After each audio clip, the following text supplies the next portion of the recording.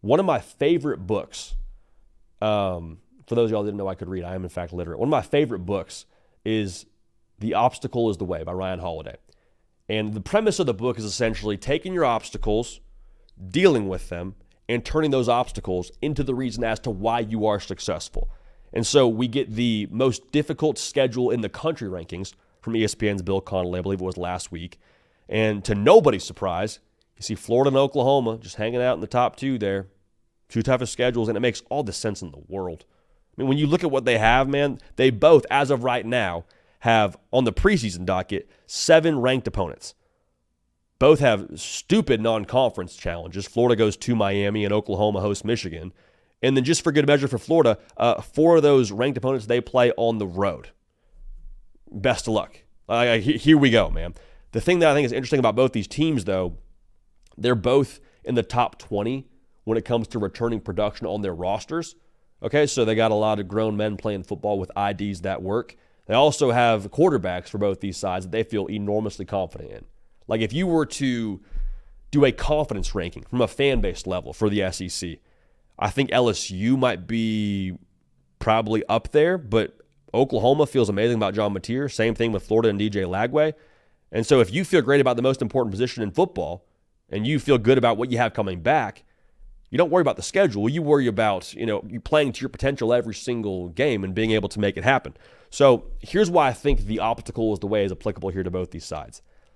If you don't win your non-conference games, whatever. Like if you drop a game to Miami or you drop a game to Michigan if you're Oklahoma, whatever. Go get it, go win the SEC, and let's go make something happen. But if you win, I know it's a pain right now to see that logo on your schedule, but if you win, you have a chance to have a massive narrative shaper with you into that Selection Sunday or into those college football playoff rankings reveal shows. There's still people in that room now making decisions. There's still people watching college football games. Even if their watch party sucks, they're still watching the games. And so for the committee, I think to be able to look at Florida and say, oh, wait, they beat Miami. That matters to us. Michigan, that matters to us.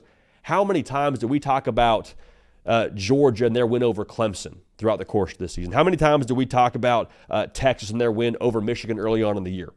That stuff matters. So while it's not ideal to see right now, I think that does ultimately matter for both these sides as it pertains to their desire to go compete for a national title and play in the college football playoff, more I guess, practically speaking.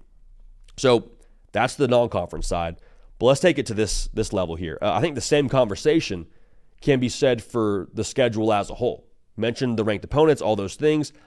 If you go 9-3 with one of those schedules, it's my humble opinion that you should be graded on a curve.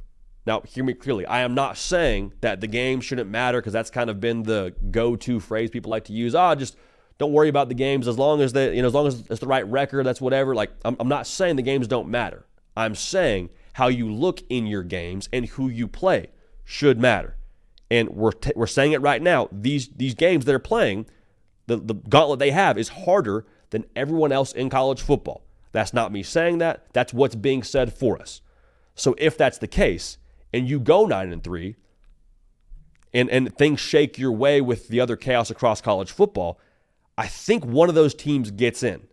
Again, the massive preface there is we got to have some chaos to go with it. But I do think that either Florida or Oklahoma, should they have the right-looking 9-3, and there's no egregious blowout loss on the resume, I think one of those teams would find their way in. Now, here's one more thing I'll say. We talk about the committee. We dunk on the committee a lot, and y'all committee, I mean, you know what you signed up for when you took that job. But I wonder a little bit if the psychology has any shift from what last year was watching that first round to what this year could be when you watch the first round.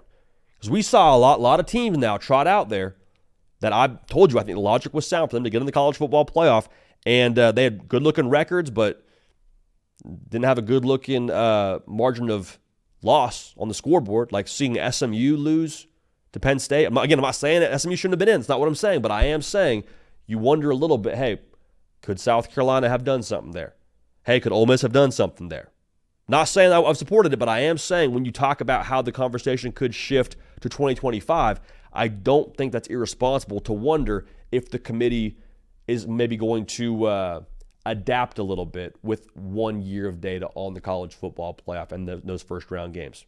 Not predicting it, I'm just saying you got a Squid Games kind of schedule for both these operations, and I think that overall, with the right amount of chaos and with the way that we should grade them on a curve, I think both have a very realistic case to make the college football playoff at 9-3. So not ideal right now to have this discussion if you're either side when you look at the schedule, but I do think that overall the obstacle for these teams could kind of, in a bizarre way, be the advantage when you look to 2025 and how that all could shape up.